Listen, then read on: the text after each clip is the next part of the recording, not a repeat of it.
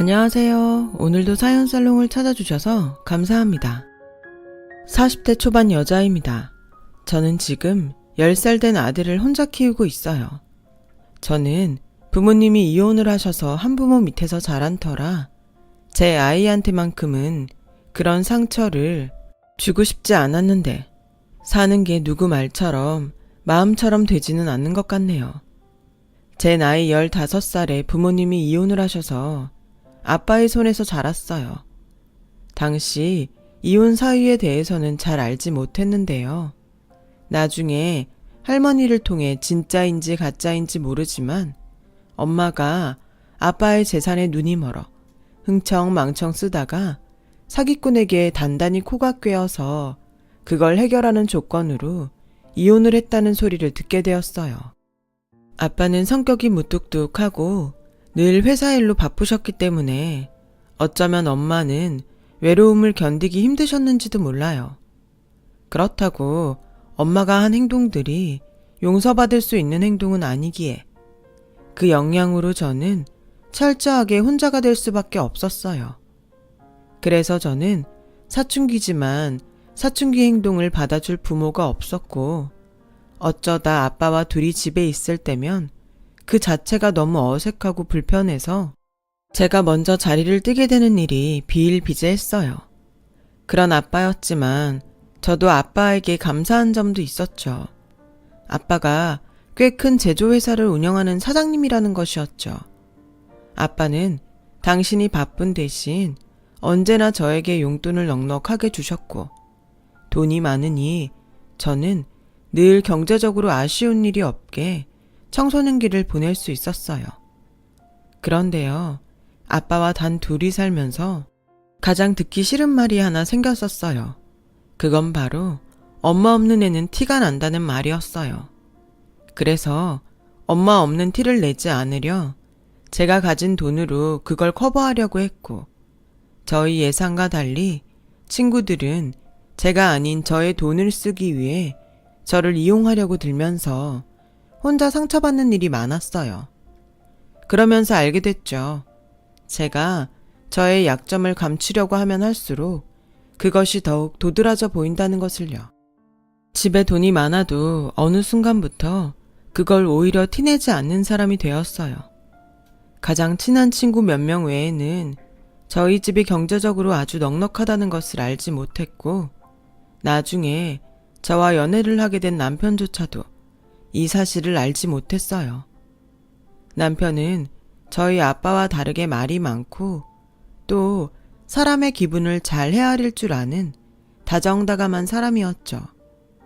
이 사람이 오로지 저 하나만을 보고 저를 좋아해 주길 바랬기에 결혼 이야기가 오고 갈 때까지도 경제적인 것들을 모두 오픈하지 않았어요.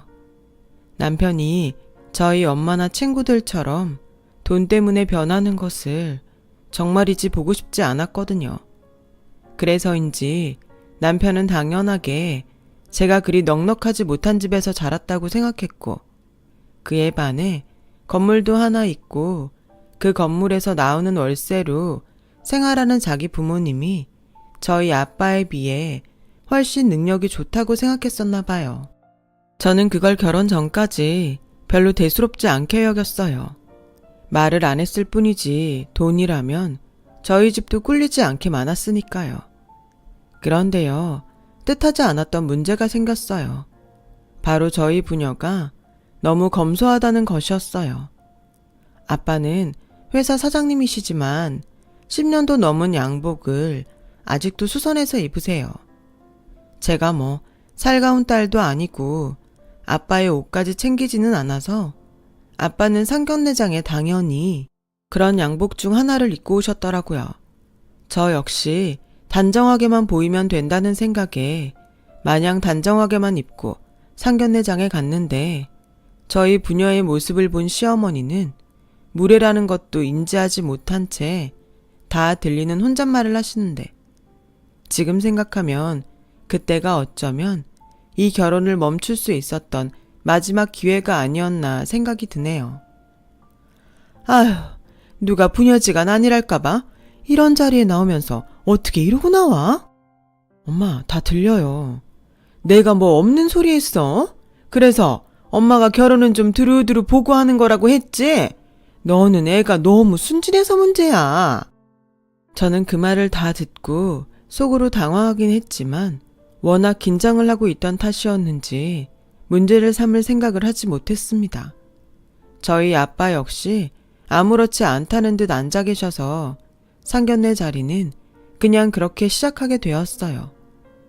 과정이 어찌되었건 이렇게 만나뵙게 되어서 반갑습니다. 식당 예약을 제가 했는데 음식 입에 맞으실까 모르겠어요. 저희 아들이 워낙에 부족함 없이 자라서 할 줄 아는 게 별로 없지만 아무쪼록 사위로 좋게 봐주세요. 아, 네. 저희 아빠는 시어머니의 고상한 말에 아주 간단히 단답형으로 대답하셨어요. 원래 그런 사람이라 저는 놀랄 것도 없었지만 시어머니와 남편은 많이 당황한 눈치였고 그런 와중에도 시어머니는 고상함을 잃지 않고 이야기를 계속 이어나가셨는데 저희 남편이라도 같이 나왔으면 사돈어른께서 조금 편하셨을 텐데 하필 급한 일이 생겨서 이렇게 저만 나오게 됐네요. 오늘 식사 맛있게 하시고 아이들 결혼에 대해서 생각하신 거 있으시면 편하게 말씀 주세요. 저는 편합니다. 그리고 저는 뭐든 괜찮습니다. 아이들이 원하면 원하는 대로 해줄 생각입니다. 아, 네. 순간 저는 봤어요.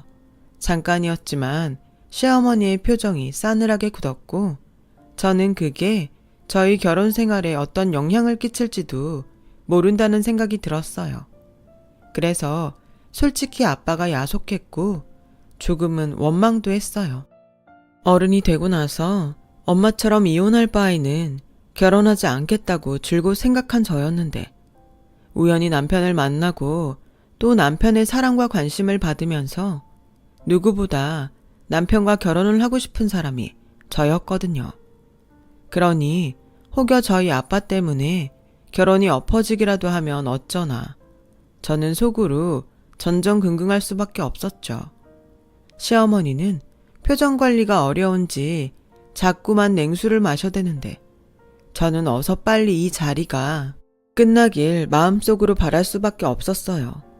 그리고 남들처럼 쉽게는 아니었지만 걱정한 것에 비해 무사히 결혼식을 올린 저는 앞으로 남편과 행복하게 살 일만 남았다고 생각했죠.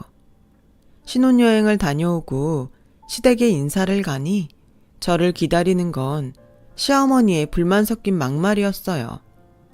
야, 내가 진짜 그냥 넘어갈까 했는데 네 얼굴을 보니 도저히 넘어갈 수가 없다. 니네 아버지 원래 그러시니? 아니면 뭐 내 아들이 마음에 안 드시는데 억지로 결혼시키시는 거래?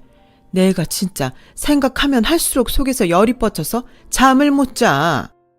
어머니 오해세요. 저희 아빠가 원래 말수도 없으시고 무뚝뚝하셔서 그렇게 보였던 것 뿐이에요. 정말? 아니 그래도 그렇지. 아이 몰라. 난 솔직히 너무 기분이 나빠서 이 결혼 엎어버리고 싶었어. 사돈지간인데 어쩐지 무시당한 것 같단 말이야. 네가 봐서 알겠지만 내가 어디 나가서 무시당할 사람이니? 시어머니는 나름 건물주 부인이셨기 때문에 어디 나가서 대우를 받았으면 받았지 무시당할 입장이 아니라고 자부하시는 분이셨어요. 명의는 시아버지 앞으로 되어 있지만 건물 관리는 모두 시어머니가 하셨기 때문에 건물에 들르는 날엔 상가 사람들이 그렇게 저희 시어머니에게 잘 보이려고 애를 쓴다나요? 아무튼 저는 그날 이후부터 시어머니에게 저희 아빠는 원래 그런 사람이라는 말을 계속 변명처럼 해야 했고 시어머니는 그런 저에게 이런 말씀을 하셨어요. 똑똑히 들어. 네가 시집을 늦게 왔어도 우리 집 맏며느리라고 뭔가 기대를 할 수도 있는데 난 첫째고 둘째고 따지지 않는다. 오로지 나한테 잘하는 며느리만 예뻐해 줄 거야. 그래서 재산도 예쁜 며느리한테만 줄 거니까 너 앞으로 행동 잘해. 너도 우리 집 건물 있는 거 알지? 너도 솔직히 뭔가 바라는 것이 있으니까 금수저 내 아들이랑 결혼한 거잖아. 너 인생 역전하고 싶으면 니네 아버지처럼 나 무시할 생각하지 말고 효도해라. 결혼 전 남편의 부모님이 건물이 있다는 건 알았지만 남편이 금수저라 무언가 바라고 결혼을 한 건 맹세코 아니었는데 시어머니는 당신의 재산을 앞세워 저에게 효도를 강요하셨어요. 참 어이가 없었죠. 그런데 더 어이가 없는 상황은 따로 있었어요. 그날은 제가 결혼하고 첫 명절이었어요. 가뜩이나 할 줄 아는 게 없어서 잔뜩 긴장한 저에게 시어머니는 장만 가득 받으시고 저에게 모든 음식 준비를 시키더군요. 어머니, 이걸 저 혼자 다 해요? 왜? 무슨 문제 있어? 아니, 제가 할 줄 아는 게 별로 없어서요. 이래서 엄마 없는 애는 티가 나는 거야. 으휴, 며느리가 있으면 뭐하나. 할 줄 아는 게 없는 허수아비인걸. 이번만 알려줄 테니까 똑똑히 기억해. 알겠어? 시어머니는 그렇게 잔뜩 짜증이 나서는 저에게 음식 만드는 법을 가르쳐 주셨어요. 순전히 입으로만요. 결혼한 지 얼마 안 돼서 요리에 전혀 감이 없던 저였는데 시어머니는 이걸 총총총 썰어서 갖은 양념에 묻혀 라는 식으로 모든 설명을 대충 하셨죠. 저는 아무것도 알지 못했는데 됐지? 이제 네가 직접 해봐 하시며 주방을 나가는데 저는 눈앞이 캄캄할 수밖에 없었어요. 그때였어요. 생각보다 빨리 퇴근하고 시댁으로 온 남편이 팔을 걷어붙이며 저에게 다가와 내가 도와줄까? 당신보다는 내가 요리는 좀 하잖아 라며 저를 돕겠다고 나서주더라고요. TV 속에서나 봤던 장면을 저는 실제로 목격하게 되었어요. 어머? 네가 여기 왜 있어? 네가 뭘 할 줄 안다고? 엄마, 나 할 줄 아는 거 많아. 뭐? 너 평소에도 니네 집에서 그러고 사냐? 아니에요, 어머니. 이 사람이 괜히 저 도와준다고 집에서도 안 하는 짓을 하네요. 정말이지? 너 행여라도 내 아들 부엌일 시키지 마라. 나는 그 꼴은 절대 못 본다.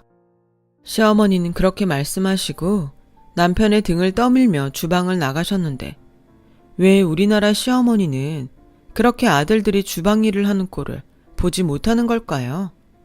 그렇게 저는 홀로 다시 시댁 주방에 남게 되었어요. 저에게도 한 가지 비빌 언덕이 있다고 생각했으니 저보다 4년 빨리 시집을 온 동서가 있다는 것이었어요. 그래서 재료들을 손질하면서 목이 빠지게 동서를 기다렸죠. 동서네는 멀리 부산에서 음식점을 운영하고 있었어요. 그래서 결혼식 때 얼굴을 잠깐 보고 제대로 이야기를 해본 적도 없었는데 동병상련이라고 하잖아요. 다른 집들 보면 그래도 동서지간끼리 사이좋게 음식도 하고 시댁 욕도 한다기에 저는 동서가 오면 뭔가 도움을 받을 수 있을 거라는 희망을 품었어요. 하지만 기다리는 동서는 아무리 시간이 지나도 오지를 않았고 저는 핸드폰 속 레시피에 의존하며 시어머니가 만들라고 하는 모듬전과 LA갈비 그리고 잡채와 각종 나물 무침 등을 만들어 상을 차렸는데 시간이 8시가 넘었어요. 당연히 시어머니는 밥이 왜 이리 늦냐며 저에게 짜증을 내셨고 시아버지는 배고픔을 참다 못해 이것저것 군것질을 하셔서 입맛이 없다고 하시는데 그때는 정말 제가 죄인이라도 된 것 같은 기분이더라고요. 그때였어요.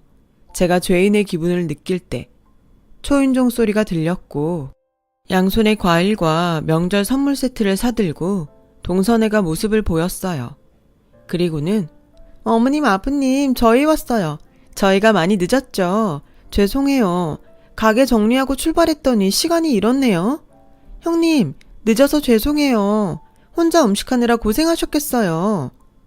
아니야, 혼자는 무슨. 나랑 같이 했지. 그리고 너는 놀다 온 것도 아니고 돈 벌다가 늦은 건데 괜찮아. 요즘도 가게가 그렇게 잘 돼? 말도 마세요. 요즘 무슨 바람이 불었는지 사람들이 장난 아니에요. 그리고 어머님 아버님 용돈이요. 어머, 뭘 이런 걸. 이런 거 하려고 돈 버는 거잖아요. 이번에 장사가 잘 돼서 용돈 좀 넉넉히 넣었어요. 아, 식사 중이셨어요? 시간이 많이 늦었네요. 말도 마라. 이게 음식인지 뭔지. 네 형님은 손이 아주 똥손이야, 똥손.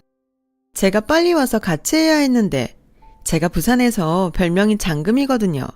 다음 명절엔 제가 빨리 와서 형님 음식 좀 가르쳐드려야겠다. 그래요. 먼 길 오느라 힘들 텐데 동서랑 도련님은 식사하셨어요? 저희는 휴게실에서 대충 먹었어요. 당연히 이 시간이면 다 드셨을 것 같아서. 저희는 괜찮아요. 아니, 왜 휴게실에서 밥을 먹어? 에휴, 뭐라도 제대로 된 음식이 있어야 집에 와서 밥을 먹으라는 소리를 하지. 이러다 우리 큰아들은 굶고 살겠어. 아니야, 나 밥 잘 먹고 다니거든. 괜히 엄마는 이 사람 기죽이고 그래요. 맞아요, 어머님. 형님은 새색시잖아요. 그러지 마시고 식사 다 하셨으면 저랑 과일 먹고 놀아요. 이번에 김포에 있는 건물 시세가 많이 올랐다면서요? 너도 알고 있었니? 그래, 이번에 거의 3배가 올랐잖아. 내가 인생 말년엔 팔자가 확 필 모양이야. 시어머니는 동서가 오자 얼굴 가득 환한 웃음꽃을 피우고 거실로 가셨어요. 뭐 음식이 입에 맞지 않았을 수도 있지만 남은 음식량이 어마어마하다 보니 이걸 또 저 혼자 치워야 하나 하는 생각에 저도 짜증이 나더라고요. 남편은 제 눈치를 보긴 했지만 시아버지와 자기 동생에게 붙들려 고스톱판에 껴있고 하하호호 시어머니와 동서는 큰 소리로 수다를 떠는데 저 혼자 주방에서 이게 뭔가 하는 기분이 들었어요. 그리고 힘들게 설거지와 주방 정리를 다 끝내니 마치 기다렸다는 듯 동서는 저에게 이렇게 말했어요. 형님, 커피 좀 부탁드릴게요. 자기도 마실 거지? 2잔이요. 마치 가게에서 커피를 주문하는 것처럼 동서는 해맑게 저에게 커피를 주문을 하는 게 아니겠어요? 당연히 마음 같아서는 네가 먹고 싶은 거니 네가 타서 먹으라고 말하고 싶었는데 결혼한 지 얼마 되지도 않았는데 벌써 동서와 나쁘게 지내고 싶지는 않아 가스불에 주전자를 올렸어요. 그렇게 드디어 저는 동서 내외에게 줄 커피를 가지고 주방을 나갈 수 있었고 시어머니는 저와 동서를 번갈아 보면서 마치 낚시꾼이 미끼를 던지듯 자신의 부를 자랑하기 시작하는데 그걸 가만히 듣고 있으니 내가 지금 이 말 같지도 않은 말을 왜 듣고 있는 거지? 하는 생각이 절로 들었어요. 니네들은 시댁이 이렇게 잘 사니 얼마나 좋니? 내가 시집 왔을 때는 이 집구석에 아무것도 없어서 앞으로 어떻게 사나 참 막막했는데 이렇게 내 덕에 건물도 사고 건물값이 계속 오르고 있으니 얼마나 신이 나. 안 그러니? 이게 다 너네 몫이 될 텐데 니네 이 재산 받고 싶으면 우리한테 잘해야 한다. 벌써 그 비슷한 소리를 몇 번을 하는 건지. 응당 자식이라면 돈이 없어도 부모에게 잘할 텐데 시어머니는 계속 자신에게 돈이 있으니 그 돈을 물려받고 싶으면 당신 내외한테 잘해야 한다고 강조하고 또 강조하셨어요. 그런데요, 그런 시어머니보다 더 심각한 사람은 따로 있었죠. 그게 바로 동서더라고요. 어머니, 저는 그 건물 아니어도 어머님 아버님한테 잘할 거예요. 여태 보시고도 모르시겠어요? 저는 그냥 하는 소리가 아니라 진짜로 어머님 아버님을 저희 엄마 아빠라고 생각해요. 어쩜 너는 그렇게 말을 예쁘게 잘하니? 아휴, 네가 우리 집 근처에 살았어야 했는데 하나도 쓸모없는 게 근처에 있고 너처럼 예쁜 것이 그 멀리 있다니 내가 아주 서운해. 너 이참에 우리 건물에 니네 가게 분점 낼래? 여보, 우리 건물 1층에 얘네들 가게짜리 있지 않아요? 있기야 있지. 사람들이 나가려고 하질 않아서 문제지. 그건 그래요. 우리 건물 위치가 워낙에 좋으니 사람들이 어지간해서는 안 나가려고 그런다니까. 그래도 내가 봐서 둘째 니네 분점짜리 만들어 볼게. 니네 여기서도 장사하면 좋잖아. 어머, 그럼 저희야 너무 좋죠. 제가 만약 여기에 분점 내면 진짜 잘할게요. 아, 형님, 아까 제가 과일 사왔는데 그것 좀 깎아오실래요? 그게 비싼 과일이라고 해서 제가 꼭 어머님 드리고 싶었거든요. 형님, 가만히 계시면 심심하니까 과일 좀 부탁해요. 때리는 시어머니보다 말리는 시누이가 더 밉다더니 동서는 연신 시어머니에게 잘 보이려 그렇게 알랑방귀를 끼면서 계속 저에게 이것저것을 시켰어요. 저는 너무 피곤해서 당장이라도 쓰러질 것 같은데 동서가 늦게 온 탓인지 시부모님은 주무실 생각도 하지 않으시더라고요. 그렇게 12시가 넘어서 겨우 저는 작은 방에 이부자리를 펼 수 있었어요. 당장에 가까운 저희 집에 가서 잠을 자고 싶었지만 차마 시어머니에게 집에 가서 자고 오겠다는 말은 못하겠고 남편 역시 제 눈치만 볼 뿐 딱히 도움이 되지 않더라고요. 아, 이래서 시집가면 명절이 싫다고 하는가 보다 라는 것을 뼈저리게 느끼게 되었죠. 저는 그렇게 첫 명절을 끔찍하게 보냈어요. 그리고 다시 일상으로 돌아왔는데 시어머니는 별것도 아닌 일에도 뻑하면 저를 불러 이것저것을 시키셨고 제가 한 것이 당신 마음에 들지 않으면 동서를 이야기하면서 계속 저와 동서를 비교하고 저울질하는데 저도 슬슬 참을성이 한계에 닿았어요. 게다가 제가 결혼 전 연초에 승진을 해서 본격적으로 일이 바빠졌었거든요. 시어머니는 제가 회사 일로 바쁘건 말건 당신이 원하는 것만 일방적으로 요구하셨어요. 예, 너 이따 보쌈용 고기 좀 사와라. 오랜만에 집에서 고기 좀 삶아 먹게. 너 고기 삶을 줄은 알지? 모르면 네 동서한테 물어봐. 그리고 오늘은 퇴근 시간보다 좀 빨리 와라.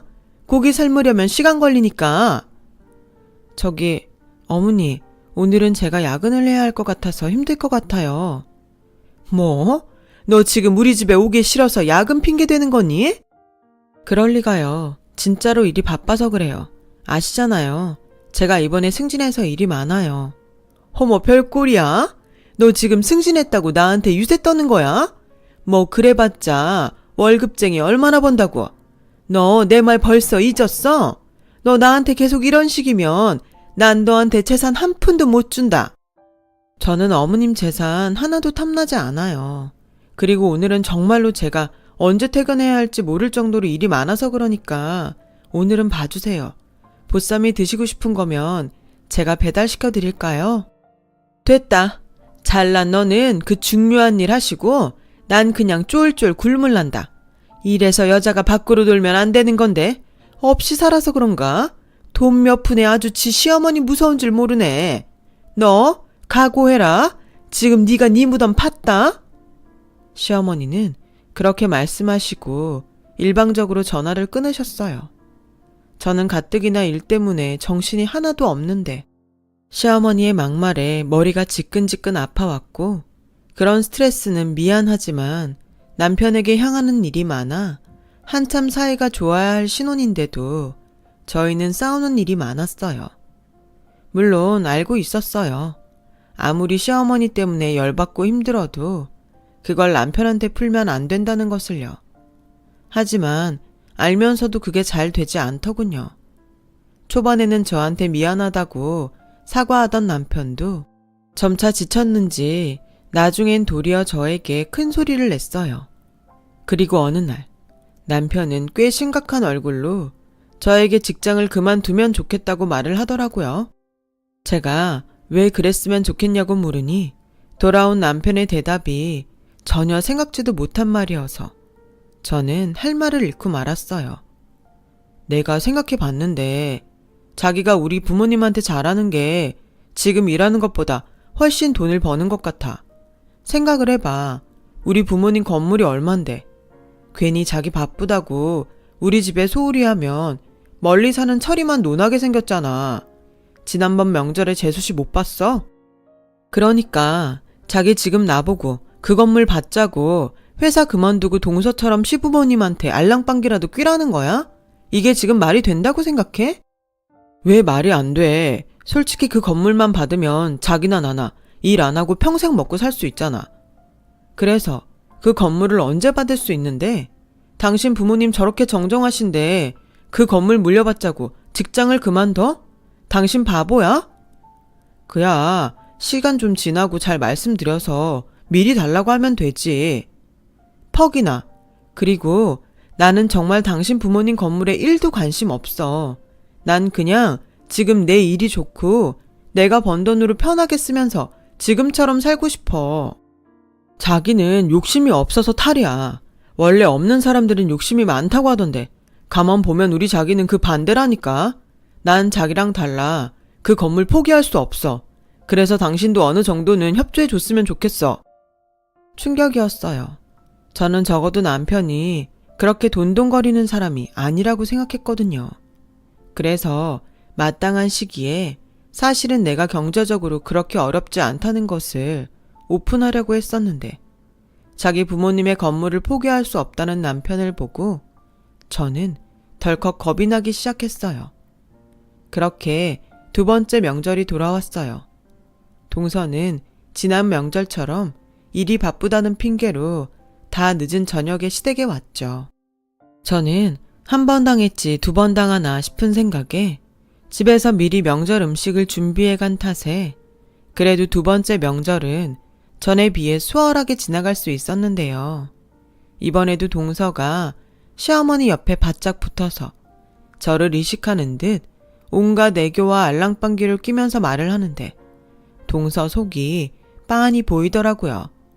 어머니, 요즘도 건물 청소며 관리며 어머님이 혼자 다 하세요? 그럼 네 시아버지는 다 좋은데 꼼꼼하지가 못해. 그래서 내 손으로 해야 문제가 없지. 우리 어머님 힘드시겠다. 제가 1층에서 가게라도 하면 제가 매일 청소며 관리며 다 해드릴 수 있는데.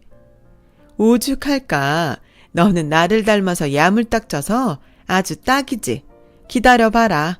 내가 1층 사람들 계약기간 끝나면 어떻게든 니네 가게 자리 만들어 볼게. 정말요? 요즘 손님들이 너무 많아서 분점을 내면 딱 좋겠다고 생각하던 차였거든요. 요즘 가게 차리는데 돈이 너무 많이 들어서 걱정했는데 역시 어머님이 제 구세주세요. 너 그래도 세는 꼬박꼬박 내야 한다. 당연하죠. 그 건물 짜리면 장사가 돼도 더 잘 될 텐데 제가 월세는 물론이고 용돈도 아주 팍팍 드릴게요. 그래, 며느리가 이런 맛이 있어야지. 아, 누구처럼 없는 주제에 자존심만 팍팍 내세우면 그것처럼 꼴 보기 싫은 게 없다니까. 어머, 어떤 며느리가 그래요? 저도 그런 사람 재수 없어요. 있어, 아주 가까운 곳에. 아, 맞다. 그나저나 그날은 너네 올라올 수 있는 거지? 그날이요? 아, 그날. 당연하죠. 다른 날도 아니고 어머님 생신이신데. 제가 그날은 일찍 와서 미역국도 끓이고 어머님 모시고 백화점도 한 바퀴 돌고 해야죠. 갖고 싶은 거 있으시면 그날 제가 다 사드릴게요. 정말? 아우, 너는 정말 센스가 만점이라니까. 나 닮아서 손도 크고. 뭘요? 당연한 거죠. 형님도 그날 회사 휴가 내실 거죠? 아, 저는 그날 봐야 알아요. 다음 달도 아니고 3달 뒤라 지금은 뭐라고 말하기가 좀 힘드네요. 가급적이면 무리를 해서라도 휴가를 낼 건데 제가 지금 하는 일이 회사에서 많이 중요한 일이라서. 쳐봐라. 무슨 일을 얼마나 대단하게 하는지. 아주 일한다고 저 혼자 유세를 떤다니까. 직장 없는 사람 서러워서 어디 살겠어? 형님, 이건 그냥 제가 먼저 시집온 사람으로서 얘기하는 건데요. 결혼 전이면 몰라도 결혼 후에는 일보다는 집이 먼저예요. 그거 감당 안 될 것 같으면 회사를 그만두셔야 하는 거 아닌가요? 저는 몇 번 보지도 않았지만 동서의 선을 넘는 태도에 더는 참을 수가 없었어요. 당장 코앞도 아닌 3달 뒤 일정을 지금 당장 이야기하라는 것도 웃긴데 감당되지 않으면 직장을 그만두라니 이게 지금 말이 되는 건가요? 그래서 제 분을 못 이겨 자리에서 벌떡 일어나 그 길로 집으로 돌아와 버렸어요. 그러자 먼전 명절에는 제 눈치를 살피던 남편은 그날은 제가 집을 나간 건 신경 쓰지 않았고 다 늦게 술에 취해 집으로 온 남편은 시댁에서 무슨 소리를 들었는지 저에게 시비를 걸더라고요. 당신 진짜 너무한 거 아니야? 어떻게 며느리가 명절에 팽하니 시댁을 나갈 수가 있어? 당신 가고 우리 엄마가 나한테 얼마나 노발대발했는지 알아? 자기 재산 다 처리해 준다고 난리도 아니었어. 그깟 재산에 내가 어디까지 참아야 하는데 나 그 돈 없어도 먹고 사는데 지장 없거든?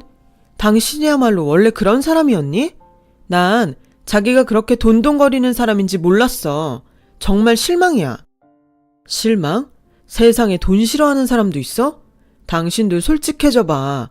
당신도 돈 좋아하잖아. 그러니까 그렇게 기를 쓰고 회사 일하는 거 아니야. 일이 좋다는 말 같지도 않은 가식 그만 떨고 눈에 보이는 재산에 집중하자고. 재수씨 반만 따라가 봐라. 뭐라고? 지금 사람을 어디다 갖다 붙여? 그렇게 돈이 좋으면 자기가 자기 부모님한테 살랑거려. 왜 자꾸 엄한 나를 시키는데? 그리고 당신도 눈이 있고 귀가 있으면 알잖아. 당신 어머니가 나한테 어떻게 하시는지. 그걸 보고도 나한테 동서처럼 하라는 거야? 또 그 소리. 나도 자식이야. 당신이 자꾸 우리 엄마 나쁘게 말하면 나도 장인어른 나쁘게 말할 수밖에 없어. 난 뭐 장인어른한테 불만 없는 줄 알아? 뭐라고? 우리 아빠가 살가운 사람은 아니지만 당신한테 무례하게 한 적 있어? 난 100번 1000번 무례하게 하셔도 괜찮아. 근데 나도 솔직히 처가 덕보고 싶지 않겠니? 물론 내가 당신 아무 조건 없이 사랑해서 결혼한 건 맞지만 당신 집 정말 내가 생각한 것보다 너무 없잖아. 정말 어이가 없었어요. 물론 남편의 말에 이해는 갔어요.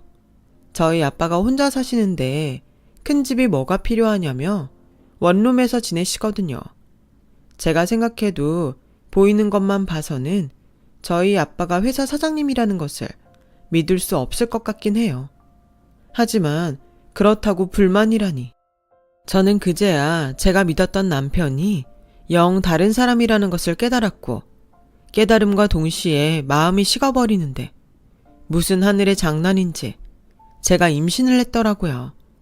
하지만 부부 사이가 별로 좋지 않아서인지 남편은 제가 임신을 했다는 사실에도 별로 기뻐하지 않더라고요. 시어머니는 행여 자기한테 아이 맡길 생각은 처음부터 하지 말라고 하는데 앞으로 제가 이 집에서 평범한 행복을 누리며 살 길은 없어 보이더라고요. 그래도 아이를 생각해서 저는 이혼은 생각하지 않기로 했어요. 한부모 손에 자란 아이가 어떤 외로움을 느끼는지 너무나 잘 아는 저였으니까요. 그렇게 불편한 시간은 흘러 시어머니의 생신날이 되었어요. 저는 미리부터 휴가를 쓰려고 했지만 입덧으로 힘든 시간을 보내고 있었기에 일이 많이 지체되어 있었죠. 설상가상으로 거래처들하고도 미팅 날짜가 맞지 않아 저는 어쩔 수 없이 휴가를 쓰지 못하고 일을 하고 뒤늦게 시댁으로 향했는데 제가 집 안으로 들어가자 시어머니는 싸늘한 눈빛으로 저를 쏘아봤고 생일상을 차린 동서는 희죽거리며 저에게 얄밉게 말을 하는데 저는 우선 시어머님의 생신이니 참자고 가슴으로 참을 인을 새기고 또 새겼어요. 어머, 형님 오셨네요. 저는 안 오시는 줄 알았어요. 그러게, 나도 네가 내 생일 잊어버린 줄 알았다. 죄송해요. 최대한 빨리 오려고 했는데. 또 그 대단한 일 때문이겠지. 가만 보면 니네 아버지도 그렇고 너도 그렇고 사람을 배려할 줄 몰라. 네 동서를 봐라. 오늘 아침 일찍 와서 이 많은 음식 다 준비하고 나랑 백화점에도 가고 여자가 이런 맛이 있어야지. 어머님, 그만하세요. 형님이 뭐 놀다 왔나요? 그나저나 케이크 사러 간 이 사람은 왜 여태 오지 않지? 천천히 와도 되지 뭐. 네 아버지랑 같이 갔잖아. 부자가 이런저런 얘기 나누느라 늦는가 보다. 그나저나 석이는 언제 온다니? 아, 그게 요즘 그이도 바쁜지 말을 못해서. 안사람이 돼가지고 지 남편을 아주 방치를 하는구나. 옛말에 그래서 집안에 사람이 잘 들어와야 한다고 하는 거야. 네가 잘해봐. 그럼 내 아들이 너한테 말을 안 했겠니? 얼마나 살가운 앤데. 너랑 결혼하고 얼굴에 그늘이 다 졌잖아. 너 계속 이딴 식으로 하면 나 그냥 내 재산 다 둘째한테 줄 거니까 너 그런 줄 알아. 너는 그 잘난 직장에서 버는 돈으로 아등바등 살면 되지. 안 그러냐? 저는 저를 대놓고 무시하는 시어머니와 옆에서 시어머니 말에 웃고 있는 동서를 보고는 더는 참을 수가 없었어요.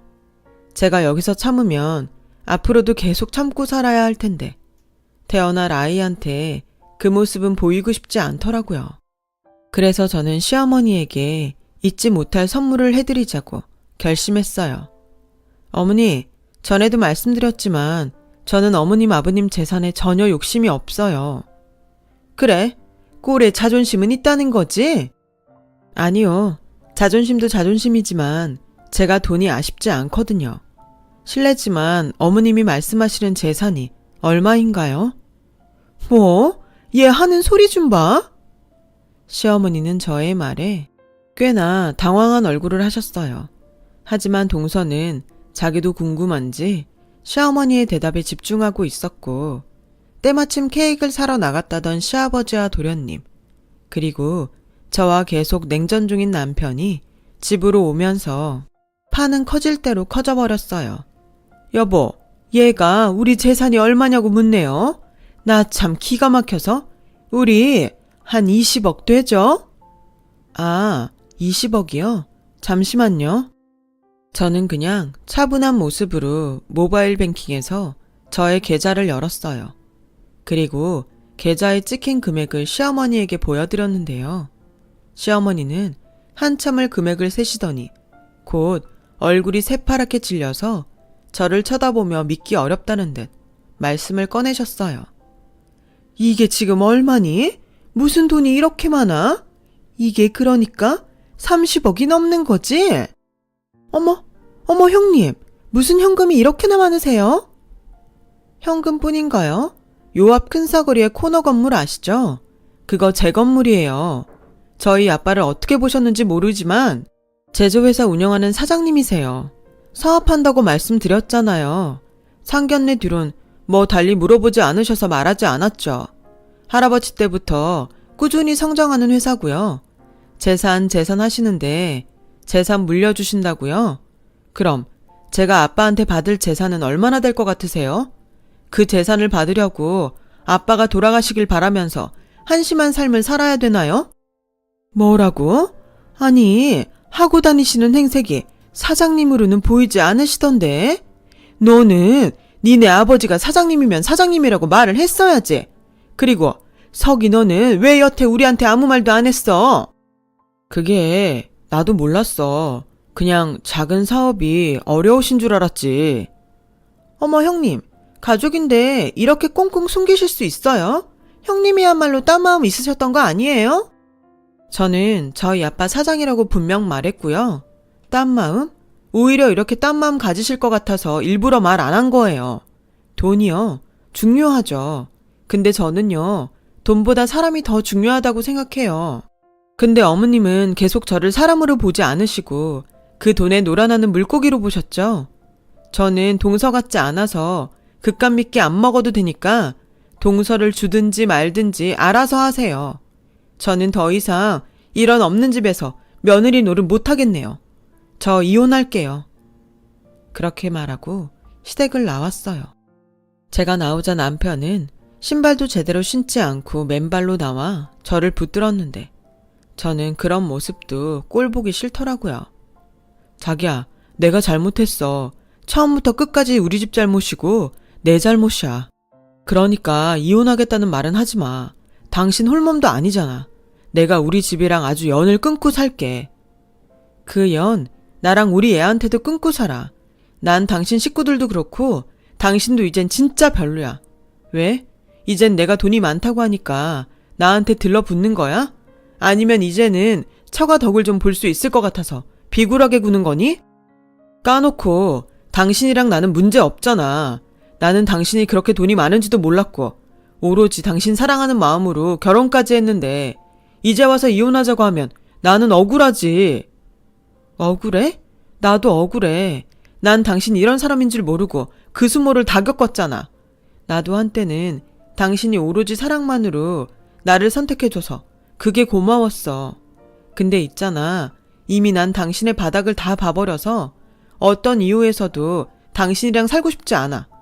당신이 정 싫다고 하면 소송이라도 걸 테니까 준비해. 저는 그 길로 남편과 이혼을 진행했어요. 남편은 순순히 이혼할 생각이 없는지 저희 부부는 소송을 하게 되었어요. 홀몸이 아닌 저를 위해 아빠가 아는 변호사를 통해 발로 뛰시며 저의 이혼을 성사시켜 주셨어요.